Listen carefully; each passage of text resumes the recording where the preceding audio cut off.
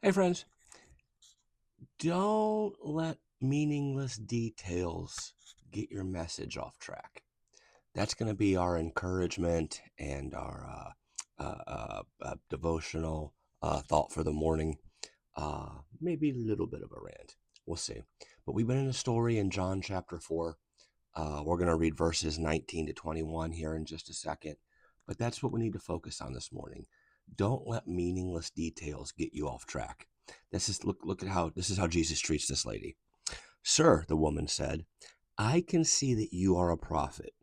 Our ancestors worshipped on this mountain, but you Jews claim that the place where we must worship is in Jerusalem.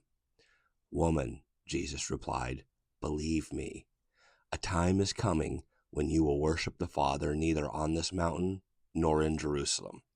You Samaritans worship what you don't know. We worship what we do know, for salvation is from the Jews.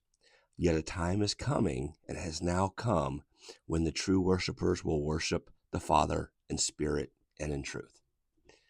See, again, just to recap real quick. This what we've been saying is this woman was a person that Jesus just had to meet. He didn't have to go the way that he did, but he did. If you don't know, if you don't go back a few videos. And she was a person that was just an outcast from the extended community, right? From the Jewish people didn't want anything to do with her. Her own people didn't want anything to do with her. Jesus he's talking with her, and he as he's working, trying to add value to her. The fact that she's right. The word we used was insane, right? She's done the same thing over and over and over again and expecting a different result, right? And it's things aren't working out well for her. And so as Jesus is trying to say, look, what you need is what I actually have to offer you, just like you and just like me, right? We need what Jesus has to offer. Jesus gets kind of personal with her, and we said that she gets theoretical, and then she goes, I can see that you're a prophet. We think this, you think this. She's looking for a reason to discredit Jesus. And Jesus just glides right over it. He doesn't make a deal about it. And this idea that this would have been like the biggest like softball toss, the easiest one for Jesus to go. You're just wrong, and here's why. He just lets it go. See, that's what you and we need to learn to do. We need to learn to not let details that make no difference become the point of our conversations.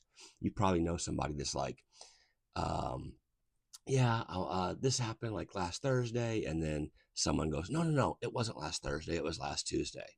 And then they go, no, it was Thursday because I went to the doctor and I did this and this. And then they're like, no, it wasn't. It's a meaningless detail. It's not the point of the story.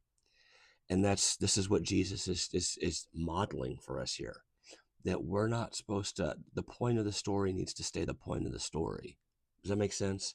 Right? For Jesus and in this right here, it was about him and what our Heavenly Father wanted for this woman.